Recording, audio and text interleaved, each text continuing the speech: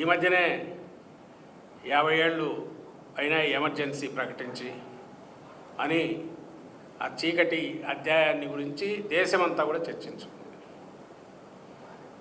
అప్పట్లో ఇందిరాగాంధీ గారు ఆమె ఎమర్జెన్సీ డిక్లేర్ చేసినప్పుడు ఎమర్జెన్సీ డిక్లేర్ చేశారు. మామూలుగా పనిచేసే చట్టాలన్నింటినీ పక్కన పెట్టారు, ఇది ఎమర్జెన్సీ అన్నారు. సరే, దాన్ని ప్రజలు తిప్పికొట్టారు, తుంగలో దొక్కారు. అసలు మళ్ళీ అలాంటి రోజులు రాకూడదని అందరూ కోరుకునే రకంగా ఆ రోజులు నడిచాయి. ఆ చీకటి పాలన ఆ రోజు కూడా జరిగింది ఏంటంటే, పొలిటికల్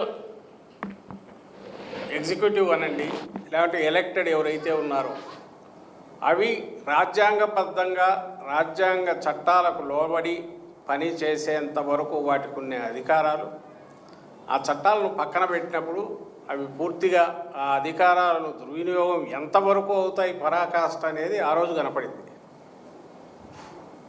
అయితే ఆమె ఆ రోజు అది డిక్లేర్ చేశారు. అంటే డిక్లేర్ చేస్తే ఓ తిరుగుబాటుకు స్కోప్ ఉంటుంది. ఆ ప్రజల్లో వచ్చిన అసంతృప్తి, ఆ కోపము, ఆ ఆగ్రహము అదంతా 77 ఎన్నికల్లో కనపడింది. జనతా పార్టీ అప్పుడే రకరకాల అందరూ కలిసి ఫామ్ అయిన మూమెంట్ ఇది ఒక షేప్ తీసుకొని ప్రజాస్వామ్యాన్ని పరిరక్షించుకోవడమే అత్యవసరమని భావించిన వాళ్ళందరూ ఒక దగ్గరికి వచ్చి, అందులో అందరూ ఉన్నారు, లెఫ్ట్ నుంచి రైట్ వరకు, ఒక సెక్షన్ ఆఫ్ లెఫ్ట్ నుంచి. ఆ రోజు మాకు ఇట్లాంటి ఎమర్జెన్సీ లాంటిది వద్దని దేశం డిక్లేర్ చేసింది. ఈరోజు ఉన్నది పరిస్థితి ఏంటంటే, నేను ఇంతకుముందు అన్నట్టు ఎవ్రీథింగ్ ఈజ్ ఇంటాక్ట్. ఎక్కడ ఏ చట్టాన్ని తప్పిస్తున్నట్లేదు. పైగా మరింత మెరుగైన చట్టాలు వచ్చినాయి అనుకుంటాం.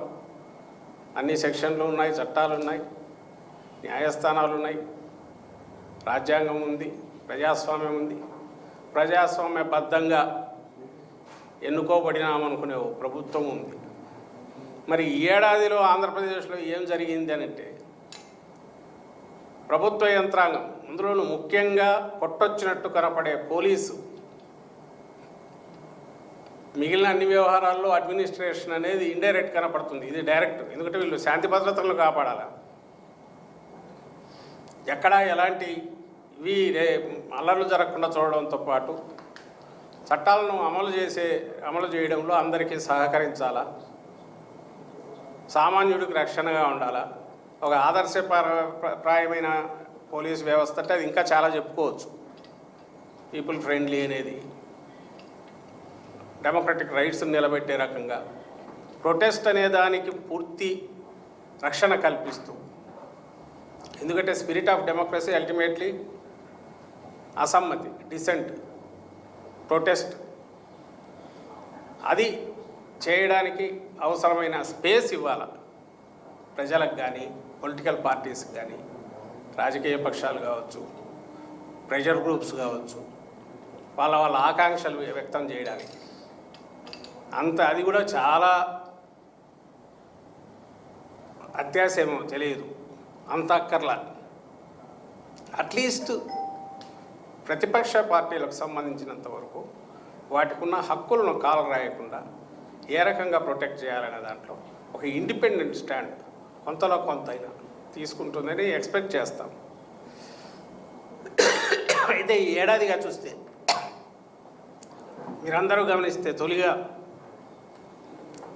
ఎన్నికలు ముగిసే సమయానికి హింసతో మొదలైన పాలన, ఆ తర్వాత వైఎస్ఆర్ కాంగ్రెస్ పార్టీ నాయకులు, కార్యకర్తలు టార్గెట్గా ఎట్లా ఓపెన్గా అటాక్స్ జరుగుతూ వచ్చాయి అందరు చూశారు.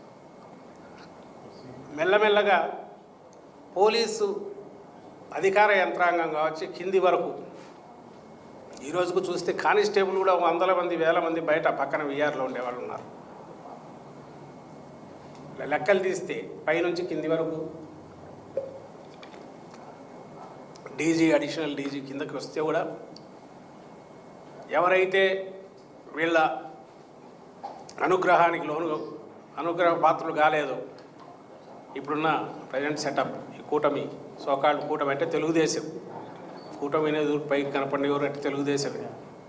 తెలుగుదేశం పార్టీకి అనుకూలంగా ఉండకపోతే లేదా గతంలో అనుకూలంగా లేరు అనుకున్న వాళ్ళందరినీ పక్కన పెట్టడం, వీఆర్లు అవన్నీ అయిపోయి ఆ స్టేజ్ అయిపోయి వీళ్ళు చెప్పినట్టు వినకపోతే రూలింగ్ పార్టీ పెద్దలు వాళ్ళకు శంకరగిరి మాన్యాలు ఎక్కడికో పక్కకు పంపించడం, ఏదో చేయడం, పక్కన పెట్టడం, అది కూడా స్టేజ్ దాటిపోయి వాళ్ళను ఇంకా ఎన్ని రకాల హెరాస్ చేస్తారో అనే భయంతో కొంతమంది అవకాశాన్ని అదునుగా తీసుకొని మిగిలిన వాళ్ళు కొంతమంది వాళ్ళ చెప్పినట్టు చెప్పకముందు కూడా ప్రభుత్వ పెద్దలు ఏం కోరుకుంటున్నారో చేసే అధికారులు కొంతమంది ఎందుకు వచ్చిన గొడవలే ఈ కొద్ది కాలం లావడం, వీళ్ళ ఆగ్రహానికి గురి కావడం అనేది రాజీ పడేవాళ్ళు. మంచి అధికారులు ఎవరు అంటే ఈ లాస్ట్లో రాజీ పడి ఏదో చూస్తున్నట్టు వదిలేవాళ్ళు అనుకొని కాంప్రమైజ్ కావాల్సిన పరిస్థితి ఈరోజు ఉంది. అంటే మొత్తం సెటప్ అంతా ఈ ఏడాదిలోనే చెప్పినట్టు చేస్తారా, వాడు అక్కడ ఉంటారు అధికారి. ఆ అధికారి వాళ్ళ పాలకుల పెద్దల వాళ్ళ కోరికలు తీర్చడంతో పాటు వాళ్ళు ఆశించింది చేయడం ఎక్కువ చేస్తే ప్రమోషన్లు వస్తాయి, లేదా వాళ్ళకి మంచి ఇది వస్తుంది. లేదు నిష్పక్షపాతంగా ఉండకపోతే మాత్రం వాళ్ళ ఆగ్రహానికి గురి కావాల్సి వస్తుంది. ఎంటైర్ సిస్టమ్ను సపోర్ట్ చేసేసారు ఈరోజు. ఇది నేను ఇంతగా ఎట్లా చెప్పగలుగుతున్నానంటే రీసెంట్ ఇన్సిడెంట్స్ చూస్తే వరుసగా అక్కడ ప్రతిదీ గ్లేరింగ్గా కనపడుతుంది. ఈరోజు మేము ఇక్కడ ప్రెస్ కాన్ఫరెన్స్ పెట్టుకున్నాం. ఇక్కడ పెట్టుకున్న దానికి ఒకవేళ వాళ్ళు వద్దనుకుంటే టీడీపీ వాళ్ళు ఎవరైనా పోలీసు ఏం చేస్తుంది అంటే నువ్వు ఇక్కడ పెట్టుకోవద్దు ప్రెస్ కాన్ఫరెన్స్, 2 రోజులు వాయిదా వేసుకో అంటుంది. యాక్చువల్ నా షెడ్యూల్డ్ ప్రోగ్రాం నేను నిర్వహించుకోవడానికి కూడా అవకాశం లేదు ఎవరు టీడీపీ వాళ్ళు ఒప్పుకోకపోతే. వాడు ఒప్పుకోడు. అసలు వైఎస్ఆర్సీపీనే ఉండొద్దని చంద్రబాబు నాయుడు కోరుకుంటే భూస్థాపితం చేయాలి చంద్రబాబు కోరుకుంటే తెలుగుదేశం పార్టీ వాళ్ళు కానీ ఆ నాయకులు కానీ చంద్రబాబు నాయుడు కానీ ఎందుకు కోరుకుంటారు? వాళ్ళు కోరుకోరు కాబట్టి పోలీసు ఏం చేస్తారంటే ఇక్కడ మీద అటాక్ చేస్తే దాన్ని ప్రొటెక్ట్ చేస్తారు. మంచి పోలీస్ అయితే బుజ్జగిస్తాడు, వైఎస్ఆర్సీపీ వాళ్ళు వద్దులేండి ఎందుకు గొడవ పెట్టుకుంటారు, మీరు పోతే సరిపోతుంది కదా, 2 రోజులు ఓపిక పట్టండి, ఏం చేయాలి అట్లుంది కాలం అంటారు. వాడు కొంచెం ముందే ముదురు అయితేనో లేక వాళ్ళు చెప్పకముందే వాళ్ళ ప్రశంసలు కావాలనుకునేవాడు, వాళ్ళని ప్రసన్నం చేసుకోవాలంటే దూకుడుగా కూడా బిహేవ్ చేయొచ్చు. ఇది జరుగుతున్న పరిస్థితి. ఇది మీకు ఎక్కడ చూసినా కనపడుతుంది, ఏ ఇన్సిడెంట్లో చూసినా. లేటెస్ట్ నిన్న గుడివాడది. ఇప్పుడు ఇక్కడ ఉన్న రాము మన పెడన ఇన్ఛార్జి మొన్న పోటీ చేశారు వైఎస్ఆర్ కాంగ్రెస్ పార్టీ తరపు నుంచి. అక్కడ పెడన కాన్స్టిట్యున్సీ నుంచి పోటీ చేశారు. ఈయన భార్య హారికమ్మ, ఆమె మన జెడ్పీ చైర్పర్సన్, ఉమ్మడి కృష్ణా జిల్లా జెడ్పీ చైర్పర్సన్. అంటే ఫస్ట్ సిటిజన్ అంటారు ఉమ్మడి జిల్లా, ఇప్పుడే డివైడెడ్ డిస్ట్రిక్ట్గా కాదు, ఉమ్మడి కృష్ణా జిల్లా. పోనీ ఆమె ఎవరి మీద అటాక్ బయలుదేరిందా? కాదు. ఆమె పెడన ఇన్ఛార్జి తన భర్త రాముతో కలిసి గుడివాడలో పెట్టిన అసెంబ్లీ స్థాయిలో పెట్టిన వైఎస్ఆర్ కాంగ్రెస్ పార్టీ కార్యక్రమానికి వెళ్తుంది. వైఎస్ఆర్ కాంగ్రెస్ పార్టీ కార్యక్రమం ఏమన్నా రెచ్చగొట్టి అందరినీ కొడుతుందా? కాదు. ముందే డిక్లేర్ చేసి స్టేట్ వైడ్ జరుగుతున్న ప్రోగ్రాంలో పార్ట్గా చంద్రబాబు ఇప్పుడు ప్రభుత్వ మోసాలను గురించి ఎత్తి చూపుతా ఒక నియోజకవర్గ స్థాయి మీటింగ్ అది జరుగుతున్నది ఒక హాల్లో, ఒక ఫంక్షన్ హాల్, అంతేనా? ఫంక్షన్ హాల్, గుడివాడలో ఫంక్షన్ హాల్. ఎవరైనా ఏమి ఎక్స్పెక్ట్ చేస్తాం? మన ఇంట్లో పెళ్లి జరుగుతుంటే మనకు సంబంధించి మనకు ఎవడన్నా అడ్డం కలిగిస్తా అంటే పోలీసు అనేవాడు ప్రొటెక్షన్ ఇస్తాడు. మన ఫంక్షన్ సజావుగా జరిగేట్టు చూస్తారు. మనం ఎక్కడన్నా బయటికి పోయి ఎవరి మీద ఏదైనా చేయబోతే ఎస్ ఎక్కడికి వస్తారా, మీరు అనుకున్నది ఏంటి, ఏం చేస్తున్నారని అడగచ్చు. అసలు దానికి ఫంక్షన్ పోకుండానే, ఆ ప్రోగ్రాంకి పోకుండానే ఆపడం. ఎక్కడ దీనికి టౌన్లో అయితే ఒకటే రోడ్డు ఉందంట, అక్కడే అడ్డం వీళ్ళు తిష్ట వేసి ఓ 50-100 మందో 200 మందో తెలుగుదేశం పార్టీ, మళ్ళీ అదేమి వాళ్ళు మారువేషంలోనో లేక సివిల్ దీనిలాగా కూడా లేరు, మొత్తం డ్రెస్సులు జెండాలు గిండాలు పట్టుకున్నారు. వీళ్ళు అక్కడికి వచ్చేసి ఈ 2 రోజులు అందరు టీవీల్లో కూడా చూసింటారు, అందరినీ పోనీయకుండా అల్లరి చేయడం, గొడవ చేయడం. ఇక్కడికి వచ్చేసరికి జడ్పీ చైర్పర్సన్ వచ్చింది కాబట్టి వాళ్ళ ప్రతాపం అంతా చూపించడానికి మీ కారు మీద పడ్డారు. అక్కడ ఇది గంటన్నర సేపు పైగా గంటన్నర పైగా ఒక పట్టణంలో, ఇదేదో ఊరి బయట కాదు, లేదా అన్షెడ్యూల్డ్ ఊహించకుండా జరిగింది కాదు, లేదా వీళ్ళు ఊరింటి మీదకో పోతుంటే ఆపింది కాదు.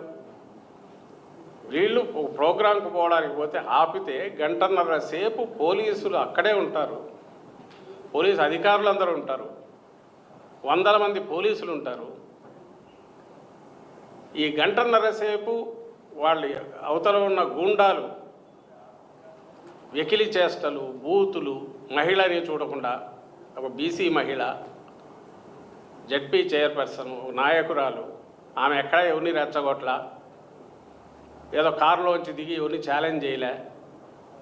వాళ్ళ పూర్వం ఉన్నారు వాళ్ళ నాయకురాలు కొంతమంది, అట్లా తొడగొట్టి బ్రహ్మణం ఎక్కడ అనలే. ఆమె భర్త కారులో ఉన్నారు, బిక్కుబిక్కుమంటున్నారు, ఎందుకంటే చుట్టూ రాక్షసులాగా మీద పడినారు. కొంచెం హోప్ ఏమన్నా పోలీసులు వాళ్ళని తరుముతారేమో అనుకున్నారు, అది లేదనేది అర్థమైంది. ఎందుకంటే పోలీసులు వాళ్ళకి ప్రొటెక్షన్ ఇస్తున్నారు. పోలీసు ప్రొటెక్షన్, నాట్ పోలీసులు చూస్తూ స్పెక్టేటర్స్ లాగా కాదు. గంటన్నర తర్వాత అక్కడి నుంచి దానికి తాడుగట్టి లాక్కోవాలి వాళ్ళు ప్రయత్నం చేయడం. వీళ్ళగా వాళ్ళు రాళ్లతో అద్దాలు బద్దలు కొట్టడము, అట్టలతో కొట్టడం, అన్ని రకాల ఎంతవరకు హ్యూమిలియేషన్ చేసి, నిజంగా హత్యాయత్నం అంటే అది హత్యాయత్నం. పొరపాటున కూడా వీళ్ళు ఆవేశానికి లోనయ్యో డోర్ తీసుకుంటే చంపేసేవాళ్ళు అక్కడే. ఒక మందలాగా మీద ఆడికి వచ్చి పడితే పోలీసులు ఏం చేయాలి? పోలీస్ అనేవాడు ఉంటే అక్కడ మీకేం పని, ఇక్కడ ఇది వాళ్ళ ప్రోగ్రాం జరుగుతుంది అని తరిమేయాల.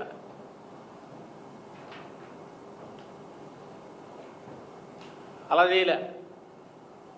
నాకు బాగా గుర్తు, ఎవరో ఈరోజు నాకు కూడా గుర్తు చేశారు. అందరికీ గుర్తుంటుంది, చంద్రబాబు నాయుడు గారు మేము అధికారంలో ఉన్నప్పుడు అంగళ్ళకు వెళ్తే అక్కడ వైఎస్ఆర్సీపీ వాళ్ళు ఎవరో రాబోతే వైఎస్ఆర్సీపీ వాళ్ళ మీద కూడా పోలీసులు లాఠీచార్జ్ వేశారు. ఆ రోజు రివర్స్ అనుకోండి, మేము అధికారంలో ఉండి వీళ్ళు ప్రతిపక్షంలో ఉన్నారు చంద్రబాబు నాయుడు వాళ్ళు, వాళ్ళ కార్యకర్తలు గుండాల మీద వచ్చి పోలీసు వెహికల్ తగలబెట్టినారు తిరగేసి. పోనీ ఈ వైపు ఎవరన్నా అట్లా చేసింటే, అలా ప్రయత్నం అన్నా పోలీసుల మీద ఏదన్నా ఇదేనా?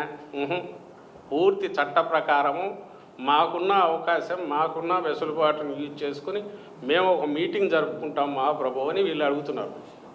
ఎందుకంటే తిరగబడలేక కాదు, ఎదురు తిరగలేక కాదు, ఇంకోటి చేయలేక కాదు. ప్రజాస్వామ్యంలో ఇది ధర్మబద్ధం. ప్రజలకు విజ్ఞప్తి చేసుకోవాలా, ప్రజలకు చెప్పాలా, ప్రజలను ఎన్లైటన్ చేయాలా.